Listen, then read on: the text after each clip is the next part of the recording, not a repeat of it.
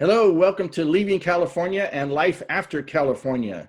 Today, we are moving to Houston, Texas. My pleasure today to welcome our guest, Kunal Seth. Kunal Seth is our realtor partner in the Houston metro area. Welcome, Kunal. Very excited to be here. Thanks for having me on your show. Great, thank you. Well, Kunal, you have an interesting background.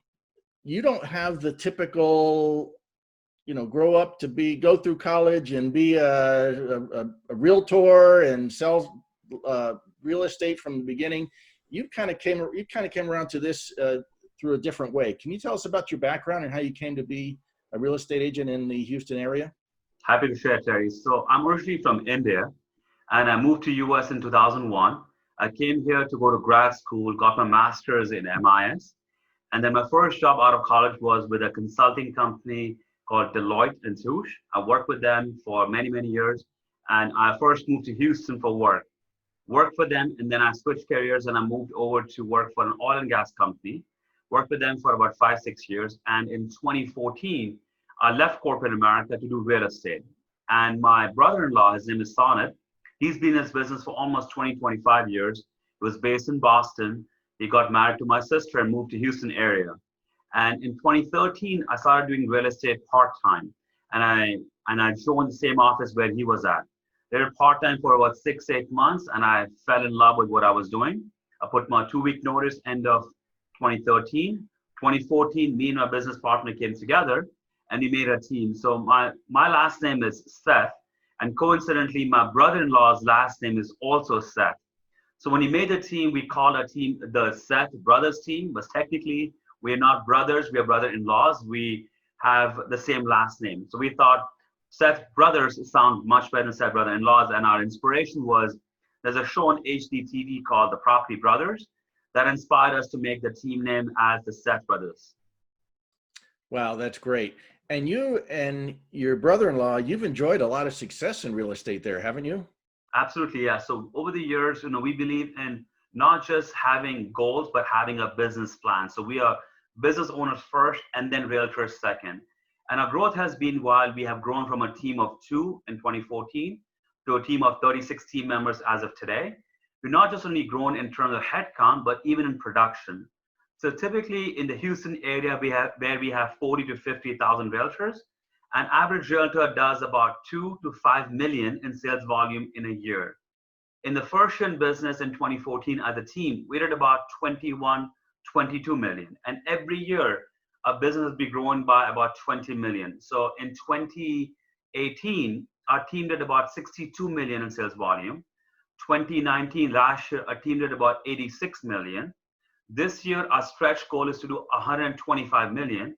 But based on where we're at from year to date today, we feel confident we should at least get to 100 million in 2020. That is just amazing. I've been associated with the real estate business since 2002. I know people who got in when I got in 2002 who don't do a tenth of what you're doing right now. So congratulations. It's obvious that you serve your clients well and that you get a lot of referrals and a lot of repeat business. So congratulations on that. Thank you, Terry. And it all comes down to, most of the realtors look at transactions as one deal, one home sold, or one buyer held, and they look at that as commission to be earned. From my background, which came from corporate America, working for Deloitte and doing all the consulting work, we act more like consultants and advisors more than realtors. So when you work with a client, whether it's a buyer, seller, or a builder or a business partner, we strategize and make a game plan for the transaction. And then buying the home or selling the home only becomes an end product.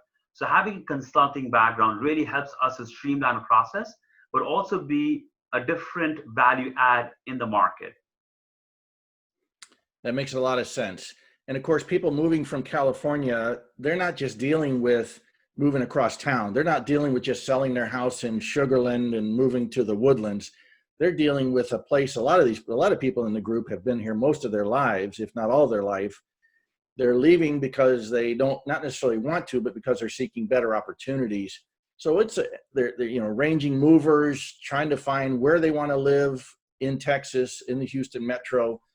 So they need a lot more hand holding. It sounds like you're equipped to do that. Absolutely. And I can give you kind of a roadmap of What is it like living in Houston? What is it like to having a job opportunity in the Houston area? So what really makes Houston a great opportunity for moving are the job opportunities over here. So we not only have the oil and gas capital of the world, but we also have the top leading medical center of the world. So one of the leading hospitals, MD Anderson, is the leading hospital for cancer treatment. Our medical center in Houston is one of the best in the world. So when you have a robust economy, which is supported by a medical center, by the shipping port that we have in Houston, and then we have the oil and gas industry, what makes Houston robust is that we are not a one-trick pony. So if you peel back the layers and go back to 2007, 2008, when we had the housing crash, when we had the oil prices tumbling, the Houston market was impacted. But fast forward to 2014, when again we had a crash in the oil and gas industry, at year end in 2014, we had net job additions. What that's telling us is that Houston, which used to be only supported by the oil and gas industry, having a robust multidisciplinary industries allows us to have success no matter what. So even right now in 2020, a lot of people are getting laid off from the oil and gas industry. But year to date, even though a lot of people have lost their jobs, we actually have had net job additions. And the numbers we'll see at 2020 will not surprise me if we have more job additions. And what that does, Terry, is when people are living in a state like California, while the weather conditions are amazing. I mean, I envy the weather conditions that you guys have over there. But at the end of the day, you know what, I can sustain myself or my family in maybe adverse weather condition, whether it's really hot or humid. But if I'm not making the if I do not have financial success to earn the kind of money I want to earn, or to be able to buy a home that I want to buy, or start a business that I want to start, then the weather conditions add so much value to an extent.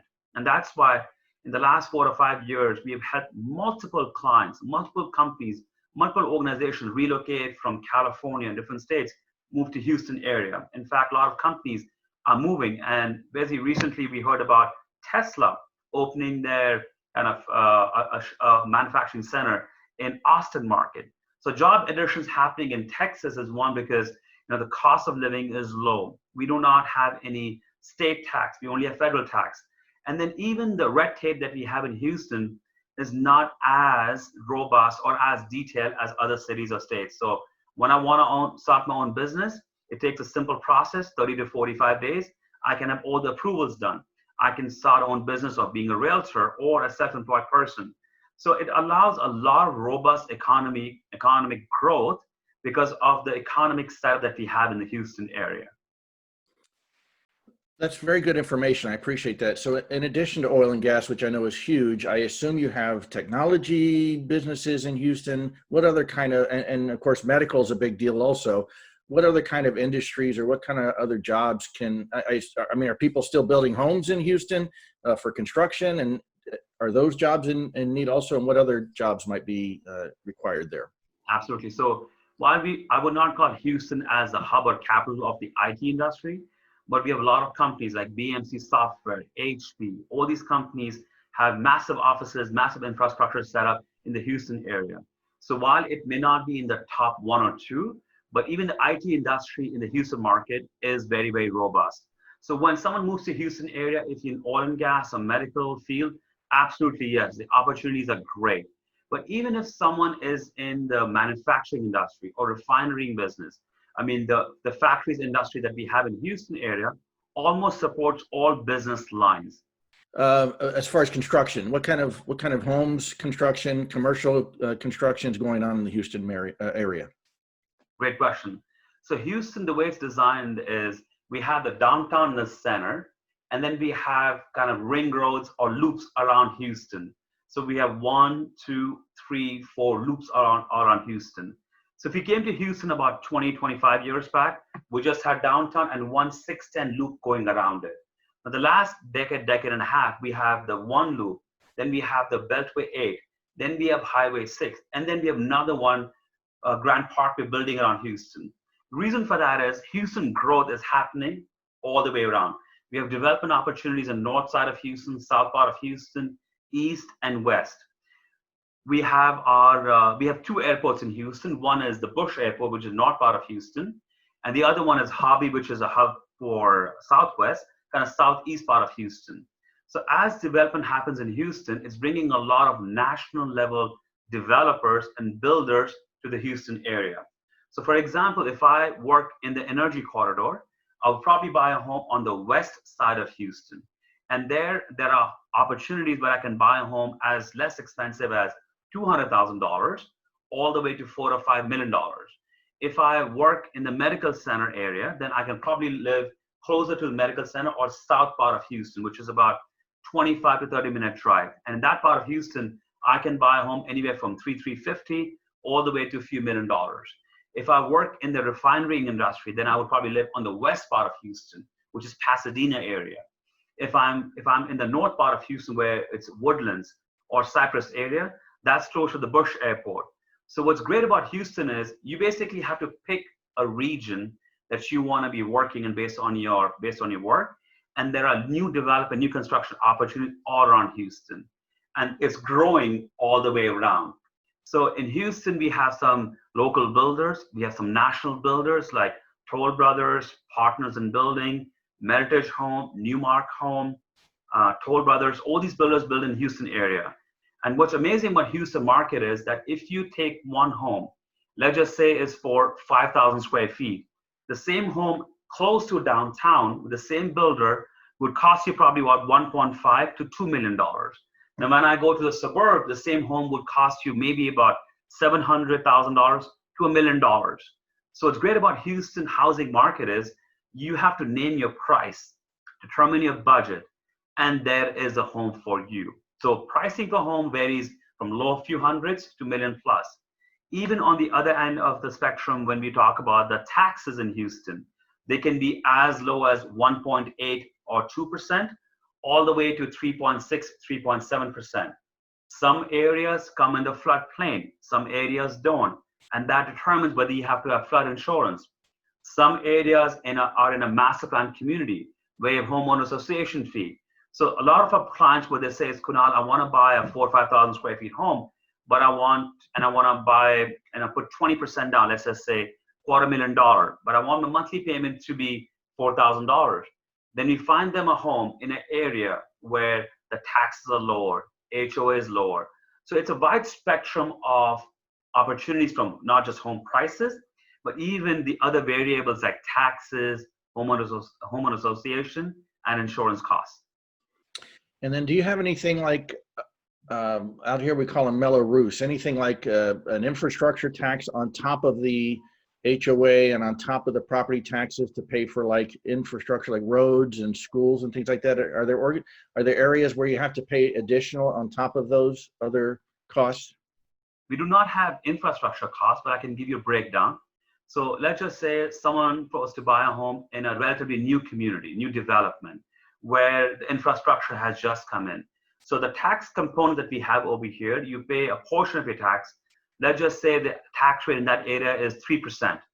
A portion of that 3% will go towards your local school district, to the ISD. And then a portion of that goes to something called MUD, municipal development. So when they have to put the infrastructure or water lines, all that stuff, you pay towards that.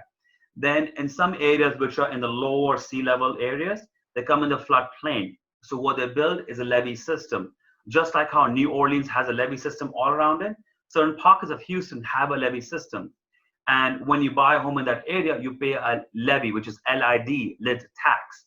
But over the years, the tax component for lid and mud gets lowered and lowered because it gets paid off. So this local city or the developer takes out a bond, a few $1 million, to develop the lid, to develop the mud. And as more and more homeowners move in, the tax rate keeps dropping. That's why when I said the tax rate varies from 1.8 to 3.6. If you were to buy a brand new home, more than likely your tax rate is going to be in the 3 to 3.6 range. If you buy an older home in a more established neighborhood, your tax rate could be in the range of 2% to 3%, in that range. But we do not have infrastructure tax as you probably have in California. Well, what we have out here in California is they pass temporary taxes and they become permanent. So when anytime there's an earthquake and they say, well, we need half a percent increase in the sales tax to pay for this for 5 years, and in 5 years they say, well, we need it forever now. So we're used to out here, we're not used to taxes dropping out here. We used to temporary taxes becoming permanent. So I think that's what scares people sometimes when they hear, oh my gosh, 3.6. But it sounds like that 3.6 will be lower as they own the home longer and longer. And they don't have the ability to make that a permanent tax increase. I can give you an actual example. I live in an area which is called, it's a suburb of Houston called Sugarland. And I bought my home about 2.5, 3 years back. When I first bought in, my tax rate was 3.2%. After about a year and a half, it dropped to 3.1%. And early on this year, it further dropped down to 3%. So just in the last 3 years, it's dropped 2 times. But once it drops to 3.2 to 3%, it does not go up because it's a bond that's being paid off. The levy is being paid off. In fact, I mean, you may have already known about it. About 3-4 years back, we had hurricane in Houston. Now, what you're telling me is that if something like that would have happened in California, or an earthquake or natural disaster, then the cost spent to remediate those issues, that cost is passed on back to the homeowner or the residents. In this case, when Harvey impact happened in Houston a few years back, it was very unfortunate, but none of those costs was passed on to the homeowners. My taxes did not go up even a penny to account for those expenses. I mean, our infrastructure, our economy is strong, where we were able to support all the expenses from the Harvey impact, and none of those expenses were passed on in increasing taxes for us. That's amazing.